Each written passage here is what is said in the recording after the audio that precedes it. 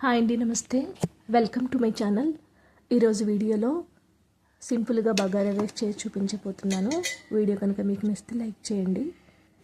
ముందుగా కుక్కర్ పెట్టుకొని దీనిలో ఒక 3 table spoon oil, 1 table spoon నెయ్యి వేసుకోవాలి. ఆయిల్ వేడైన తర్వాత దీనిలో మసాలా దినుసులు, జీడిపప్పు వేసుకోండి. చెక్క, లవంగం, అనాస పువ్వు, మసాలా ఆకు, జీడిపప్పు ఇవన్నీ వేసుకుని మంచిగా వేయించుకోవాలి.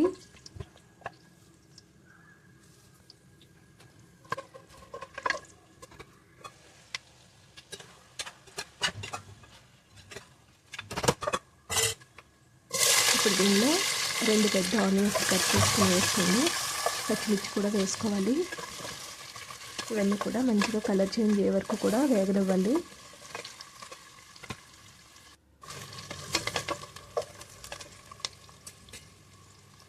ఇప్పుడు దీనిలో కట్ చేసుకున్న క్యారెట్ ముక్కలు వేసుకోండి.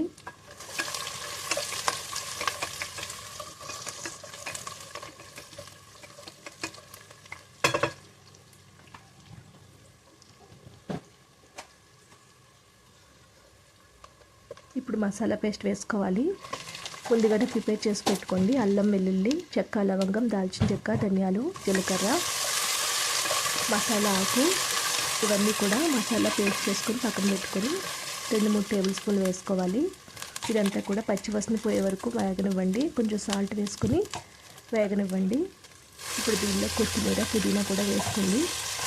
ఇదంతా కూడా అడుగు పట్టకుండా కలుపుకుంటూ మంచిగా వేయించుకోవాలి.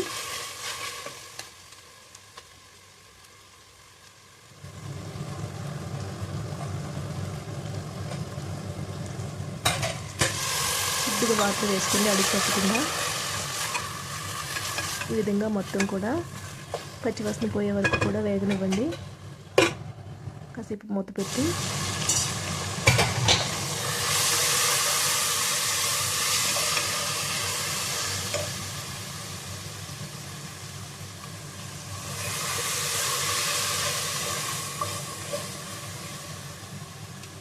ఇప్పుడు దీనిలో ముందుగానే కడిగి పక్కన పెట్టుకున్న రైస్ వేసుకోవాలి.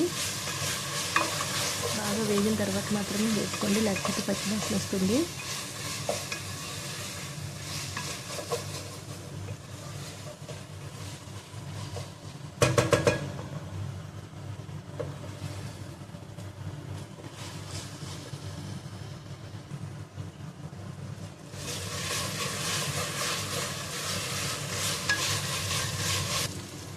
వేగిపోయింది. ఇప్పుడు దీనిలో రైస్ వేసుకోండి.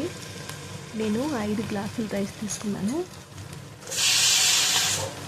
5 గ్లాసుల రైస్కి 8 గ్లాసులు నీళ్ళు పోసుకోవాలి, లేకపోతే పొడి పొడిగా రాదు.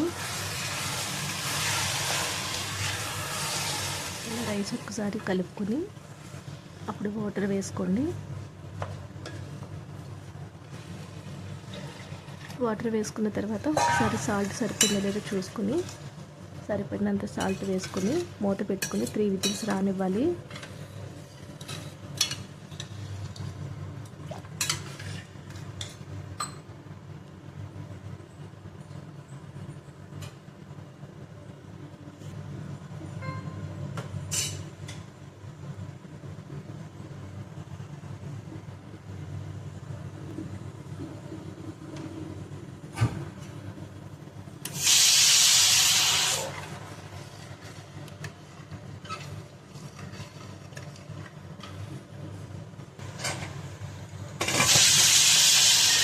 ఈ విజిల్స్ వచ్చే వరకు సిమ్లో పెట్టుకొని మంచిగా అడ్జస్ట్ చేసుకోండి.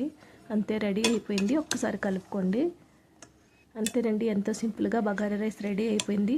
ఇది చికెన్ కర్రీలోకి, మటన్ కర్రీ, ఏవైనా నాన్ వెజ్ కర్రీ చేసుకున్నప్పుడు ఇలా చేసుకుంటే చాలా బాగుంటుంది. ఒకసారి ట్రై చేయండి. వీడియో నచ్చితే లైక్ చేయండి. మరిన్ని వీడియోస్ కోసం మా ఛానల్ సబ్స్క్రైబ్ చేసుకోండి.